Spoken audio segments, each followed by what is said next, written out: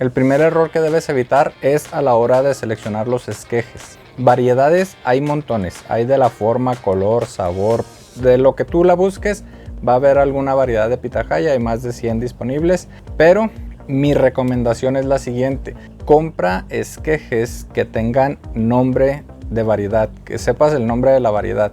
Yo cometí ese error con esta. Cuando yo apenas conocí la pitahaya, que probé la fruta, me apasioné tanto con querer tenerla que lo primero que hice fue comprar las primeras que me encontré. Me llegaron esquejes, esta venía marcada como pulpa roja. El año pasado fue la primera en producir flor, sacó una flor a finales de mayo, la polinicé con su propio polen, no pegó, yo pensé que ya era todo, después comenzaron las demás, usé polen de Maui Dragon, usé polen de Thompson y usé polen de Lisa. La Lisa también es variedad roja, también es estéril y necesita cruzarse, pero ninguna de esas tres polinizó las siguientes dos flores que sacó esta variedad.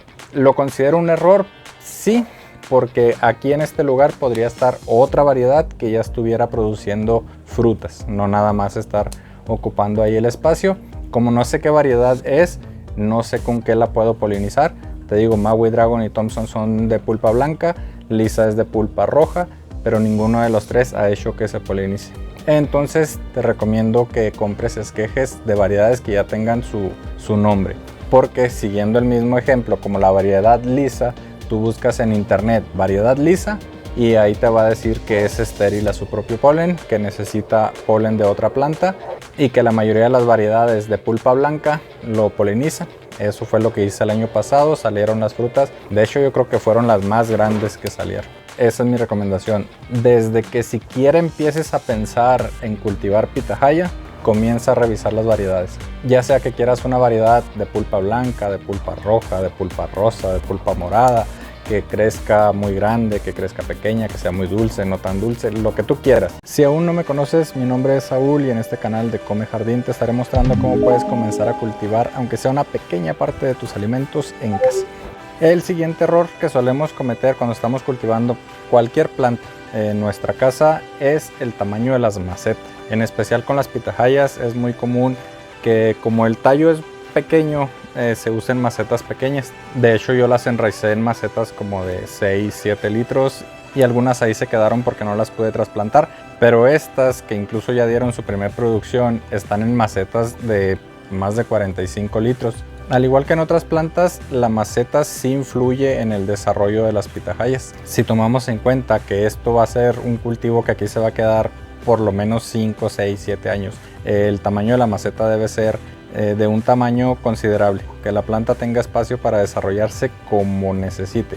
Otra de las ventajas de tener macetas de buen tamaño es que las raíces podrán desarrollarse de forma libre, y al tener más raíces pues absorberá más nutrientes, más humedad, y eso hará que las plantas crezcan mucho más rápido. Si las tenemos en macetas muy pequeñas, vamos a tener que estar regando más seguido, fertilizando más seguido, entonces la planta es posible que comience a crecer un poco más lento. Pero estas han crecido, no sé, 10 veces mejor a las otras que están en macetas, que es como de 20 centímetros por 30 centímetros. Entonces la maceta que sea de por lo menos unos 20 litros, con una cubeta de 20 litros está más que perfecto para una planta de pitahaya. En las macetas que yo utilizo, que son como de 60 centímetros de diámetro por 50 centímetros de alto, puedo meter hasta 3 esquejes, 3 plantas que puedan crecer en ese tipo de maceta y no requieren estarlas regando todos los días.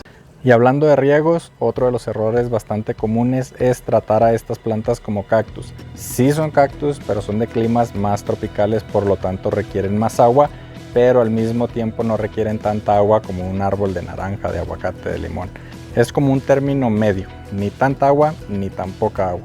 Como lo mencioné hace un momento, mis macetas son de más de 45 litros. Esto hace que la humedad se mantenga por más tiempo y solo las estoy regando un día sí y 2 días no. Estamos a pleno verano, aquí la temperatura dentro de este cuartito llega a subir hasta los 50 grados centígrados, un poquito más, pero las plantas se están desarrollando bastante bien. El año pasado hubo producción, las temperaturas fueron similares, entonces hay que cuidar no excedernos en el riego, pero tampoco dejar a la planta sin agua. La manera que yo utilizo para saber cuando les falta agua es que la superficie del sustrato esté seco como unos 5 centímetros. Si le escarbas un poco y unos 5 centímetros ya no está húmedo, entonces agregas agua. Si aún está húmedo, puedes esperar un día más. De hecho, he notado que cuando te pasas de humedad se comienza a desarrollar lo que es el hongo de la pitahaya, que es como ojo de pescado. Son unas manchitas como si fuera de óxido. He notado que cuando está la humedad muy alta es cuando empieza a aparecer. Por ejemplo, cuando llueve 2 o 3 días seguidos y la mayoría de los días están nublados, comienza a aparecer. En invierno, que la humedad se mantiene por mucho más tiempo. Yo en invierno riego como una vez cada 10 días. Pero si por alguna razón llovió o yo regué de más, comienza a aparecer nuevamente este hongo.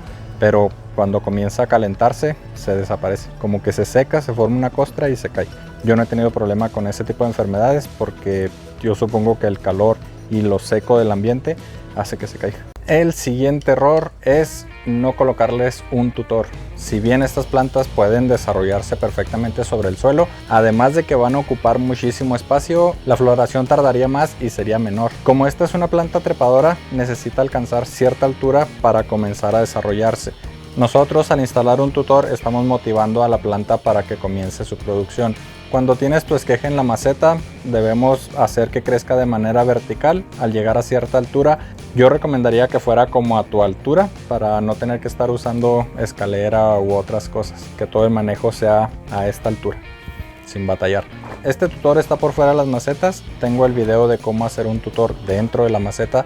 Este lo hice así porque no estaba seguro de que estas plantas se fueran a quedar ahí, ni estaba seguro de las variedades, entonces lo hice por fuera.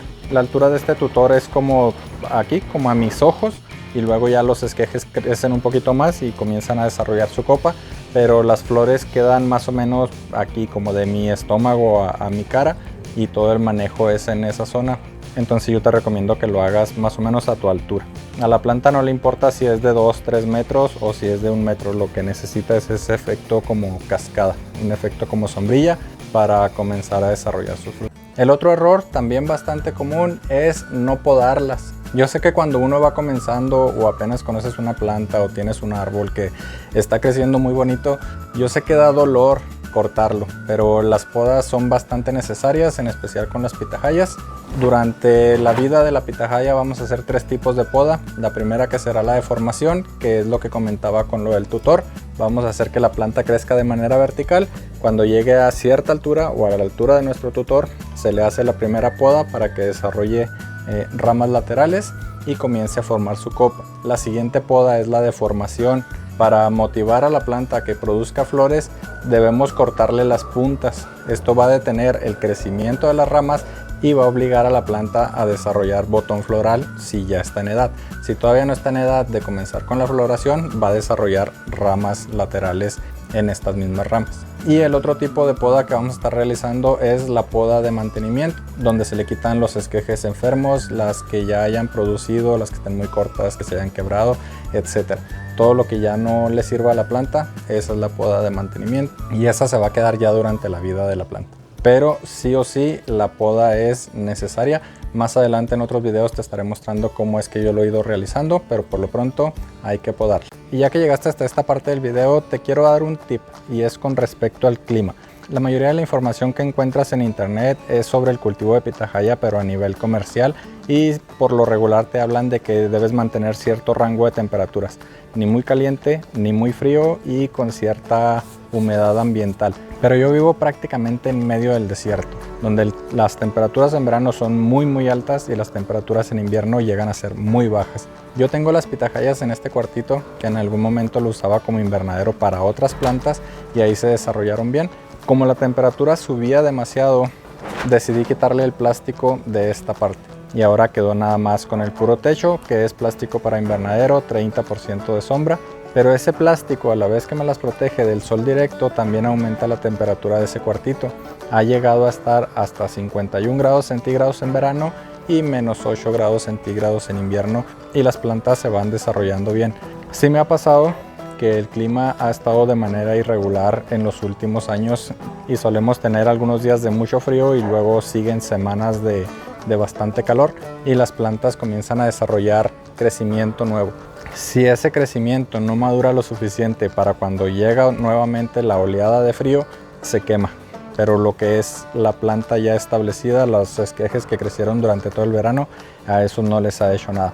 Lo que hice, porque bajamos hasta menos 15 grados centígrados este año en febrero del 2022, fue ponerle un plástico, pero aquí nada más, exactamente donde están las pitahayas, a eso cubría el plástico. Estaba abierto por este lado, no estaba completamente cerrado ni por abajo ni nada, era nada más para que el aire no les entrara de manera directa y se salvaron. Entonces, si yo he logrado cultivarlas en este tipo de clima, yo supongo que se pueden adaptar a la mayoría de climas que tenemos en México y en algunos otros países. Obviamente cada tipo de clima requerirá de diferentes cuidados. Si vives en un lugar donde hace muchísimo frío la mayor parte del año, pues a lo mejor cultivarlas en invernadero. Si vives como yo en lugares donde hace muchísimo calor, pues algo de malla sombra o plástico para invernadero les sienta bastante bien. Este año estoy probando con algunas plantas que están por aquí debajo de mí y aquí tengo malla sombra del 50%. Tengo esta papaya, tengo algunas guayabas, tengo otras cosas y esta sombra de 50% les ha estado ayudando y quiero ver cómo se comporta con las pitahayas. Eso sería todo por este video. Si tienes alguna duda déjala en los comentarios, estaré respondiendo lo más rápido posible y nos vemos en el siguiente video.